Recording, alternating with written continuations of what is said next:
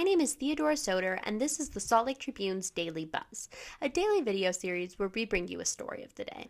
Today, we're going to talk about Spanish Fork's Main Street. So, the town was settled by Mormons in 1851, and that was only 4 years after the first white settlers arrived in Utah. And then in 1865, the Treaty of Spanish Fork forced the Ute Nation to leave their lands across Utah and relocate to the Uinta Basin. Today, it's no secret that Spanish Fork is a generational town, but that doesn't make it small. According to 2021 census data, the city has nearly 44,000 residents. And Spanish Fork is home to a surprisingly eclectic mix of businesses, including a performing arts theater, a legacy music store, a compelling antique shop, and a comic book store. The town is also getting its own Target this year, which will shake things up a little bit. Mike Mendenhall, the city's mayor, said that it's those businesses and the people that run them that make Spanish Fork's Main Street special. Part of Spanish Fork's Main Street experience, the mayor said, comes from the street's geographical location. So the street is located 14 blocks long, and the north end runs right up to the Interstate 15.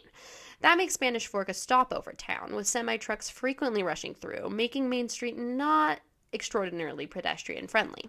The city and the Utah Department of Transportation issued a city on Main Street in March 2019, laying out zoning codes, looking at development intensity, and adding guidelines to retain the street's character while creating a pedestrian-friendly downtown that entices business owners to stay and redevelop.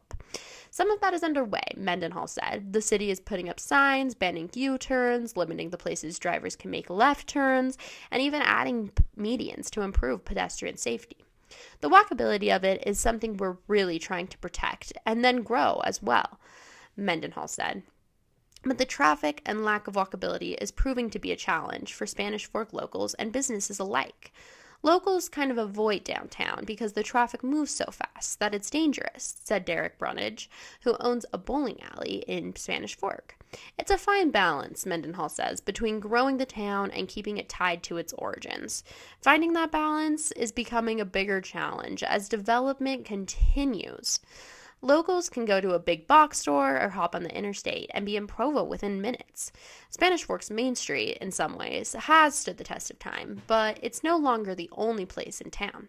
So, we want to know what you think. Will Spanish Fork withstand the test of time and urbanization? Why or why not? Let us know by leaving a comment below or tweeting us at SLTrib. And before you go, I also just wanted to let you know that this is the first story in an occasional series the Salt Lake Tribune will be doing called Main Street, Utah. And we're going to be taking historic and modern looks at the different central streets of Utah cities. Why? Well, as the author and cultural historian Miles Orville puts it, America's small towns and their main streets have died 1,000 deaths, but main streets also live on and multiply now as never before. So we want to explore those lives a little further.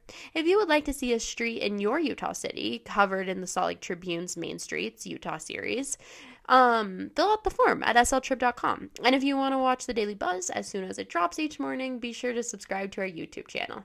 Thanks so much for watching. We really appreciate it.